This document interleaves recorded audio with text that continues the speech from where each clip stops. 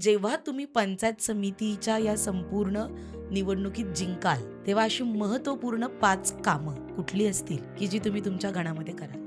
जेव्हा मी ह्या पंचायत समितीच्या निवडणुकामध्ये जिंकेल तेव्हा माझ्या गणातील लोकांनी माझ्यावर खूप विश्वास दाखवून मला निवडून दिलेला असेल.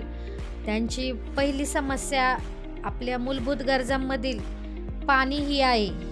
मी जेव्हा गावभेट दौऱ्यादरम्यान फिरले तेव्हा मला अक्षरशः लाजिरवाणी वाटली की आपल्या परिसरामध्ये MIDC एरिया आहे ना, आपल्या परिसरातल्या काही लोकांना अजूनही पाण्यापुरवठा 8-8, 10-10 दिवस होत नाहीये. अरे बाबा, खरंच खूप वाईट वाटलं. मी पहिल्यांदा जेव्हा निवडून येईन त्यावर नक्कीच काम करीन. म्हणजे पहिला प्रश्न तुम्ही हो. मार्गी लावाल तो पाण्याचा.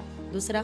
बरेचसे असे उच्च शिक्षित आपले युवक आहेत की ज्यांना उद्योग व्यवसायासाठी इकडे तिकडे फिरावं लागतंय आणि आमचे काही गावं अशी पण आहेत तिकडे MIDCचा काही संबंध नाहीये. मग तिथले युवकांना आपल्या MIDC मधून उद्योग व्यवसाय कसे भेटतील याकडे स्थानिकांना नोकऱ्या मिळाल्या पाहिजेत या बाबतीत तुमचं काय मत आहे? स्थानिकांना नक्कीच नोकऱ्या मिळायला पाहिजे. त्यांच्यासाठी नक्कीच मी म्हणजे लढेल. दुसरा मुद्दा तुमचा हा असणार आहे की हो. स्थानिकांना रोजगार. हा, तिसरा मुद्दा काय असेल? म्हणजे आपल्याकडे जी सगळ्यात मोठी समस्या आहे ट्रॅफिकची.